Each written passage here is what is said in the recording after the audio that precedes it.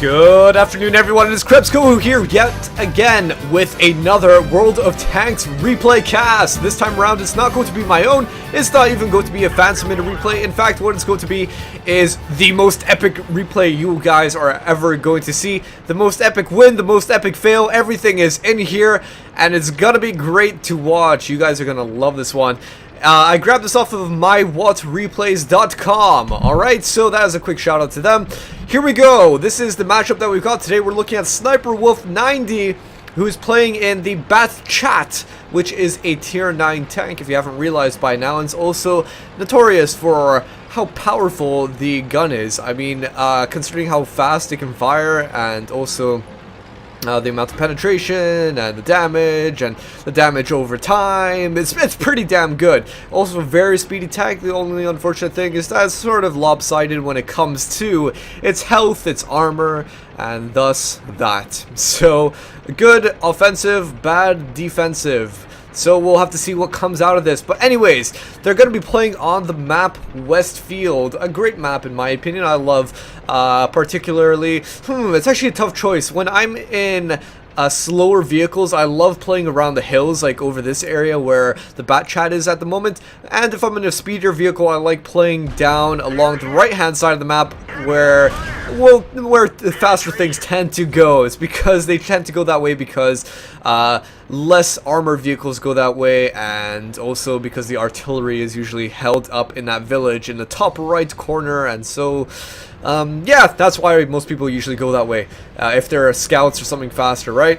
That's the reason why I do it anyway.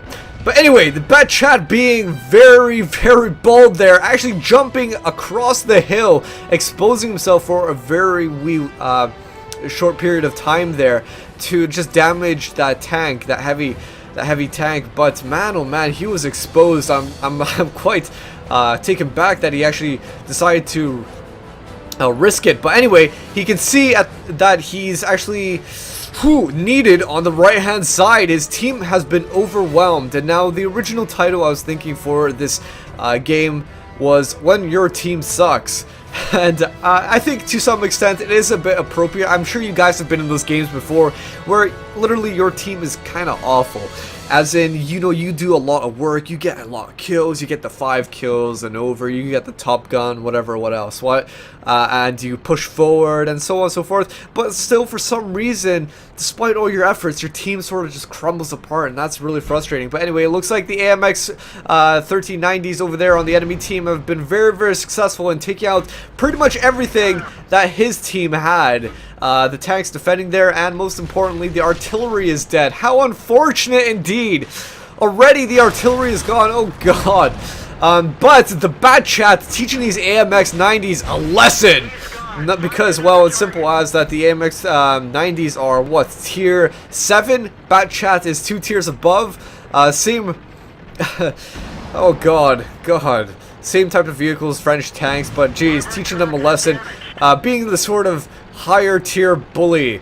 I suppose you could consider it like a bigger brother, just sort of beating down the smaller brothers. How dare you mess around with my artillery, my team, and just teaching them in general a lesson, right? But now that that has been solved, it looks like everything is crumbling on the hill. So the enemy team is leading by 5 kills, as you can see at the top scoreboard at the moment, with just a few vehicles left. AMX 50 over there, AMX 50 100, KV5, Yak Panther, okay vehicles, but still, the enemy team has 2 tier 9s, a bunch of tier 8s, and, oh god, all their artillery as well. So it's not looking great whatsoever for the Bat Chat's team, but he is coming in for some flanks here, taking out that KIS-3 and the T-44. Just what a sneaky attack. You can tell that the AMX 5100 was sort of stuck up there with 2 tanks in front of him. Bat Chat just being like the I can just do anything, prancing on between the buildings, waltzing between the tanks, coming up behind them when they least expected it, and just finishing them off for that AMX over there, just making the job easy for him. Now, yet again, heading back to his base to defend. He is right across the field, so he's been up this hill, down the hill, and back up again, and now he's defending his base against the KV-3 over there, and also a T-43, which are both capturing his base, and oh my gosh, he's taking fire from multiple directions at the moment. You can see this. But despite taking a lot of damage, I mean, he's lost pretty much 2/3 of his health. He at least managed to stop the counter, at least reset it on both of those enemy tanks that we're capturing down below there. So saving the day yet again. Oh my gosh, talk about being useful. AMX 5100 dying down there, and all that is left is a Yag Panther held up at the village, but it looks like he's going to be heading down this way to defend the base again. And now the Bat Chat is heading down yet again. Oh my gosh, I feel like I'm saying again all the time, but this is this is what is going on. He's heading down the hill for the second time. I wonder if he's going to go up again. And the KV-3 is dead. Nice and easy job for him. Very powerful gun. KV-3 had no chance. He could have got a shot off, but still no chance. And the Bat Chat being so lucky and finishing off that T-43 before being finished off himself, because Bat Chat only having 66 health, that is not much to work with at the moment. But still getting off that shot faster than that KV over there. Sort of like a Clint Eastwood showdown, isn't it? So if you ever watch the Clint Eastwood movies, you know, A Fistful of Dynamite, The Good, the Bad, and the Ugly, Clint Eastwood just always has this natural way of being the first to fire. He's got a quick shot. And so that's sort of like the Bat Chat. He's like the Clint Eastwood of World of Tanks, and so now he's heading up towards this hill, obviously realizing that all that is left on the enemy team's IS-8, GW Tiger, and M12 over there. Obviously realizing that that is all left, and the IS-8 is somewhere on this hill, so he's coming in for a flank of some sort, also going down the hill over here. So he's going to be gaining momentum speed, which is really vital in just keeping alive for this Bat Chat. And whoa! Random shot landing right in the middle on the IS-8, and the IS-8 is trying to trace this Bat Chat, but oh no! Oh gosh, missing! How can you miss? I mean, the Bat Chat isn't like a tiny target. It's not like the T-52. I mean, admittedly, it is still quite slow, but come on! Wow! Taking a shot there, but no damage. It must have been like one of those shots where it was like we penetrated, it went through, and you did no damage. It's sort of probably like one of those ones. So all the Bat Chat is doing at the moment is trying to buy himself some time. The IS-8 having, I thought the IS-8 had quite a small rotation or slow rotation speed with its turret, but it's actually quite fast, isn't it? Look at that. Managed to keep pace with the Bat Chat, and this IS-8 is just being so daft with his shots. I mean, come on, if you're gonna fire, at least slow down, right? And all that the Bat Chat has left is 4 rounds. Notice this, 4 freaking rounds.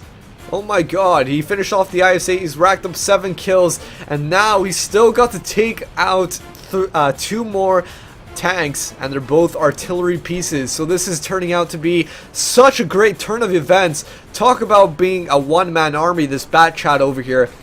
Whoa, hero of the day. This is exactly what I mean. I think this Clint Eastwood analogy is perfect in every sense. Not only is he a quick fire, he's accurate, and he's also oh god, I can't even remember what I was gonna say. But he's also fast at killing these opponents, just working with what he can. Yeah, there you go, right? So turning the odds. I remember what I was gonna say. He, like Clint Eastwood, against all odds, he turns those odds. So if you ever watch a Clint Eastwood movie, he'll be up against, for example, it'll be him against a whole fortress of you know, Spaniards, for example, or Mexicans held up in a fort, and he'll just still manage to destroy the whole fort, kill everyone in there by himself. And so he's doing this in typical Clint Eastwood style, and there we go, doing damage to the GW Tiger, 51%. Oh no!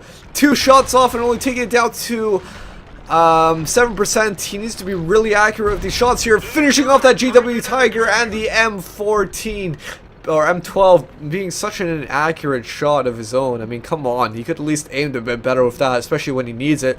1 round left. He needs to make this shot count. Look at the chat going there. Go, God, bro, very good. These people are loving it in here, just cheering this guy on. M12. Oh no! Oh no! He has been outmaneuvered, and now the Bat Chat with no ammo is gonna go for Ram, and they're both dead. No! Oh God! How does this happen? Bat Chat calling down a good game. It's a draw. How unsatisfying, but so epic at the same time for that to happen. 1 round left, damaging the M12, and he went in for a Ram, but that is what happens. That is what happens. You take damage yourself when you ram, and unfortunately that 66 HP he had left was not enough to keep him alive.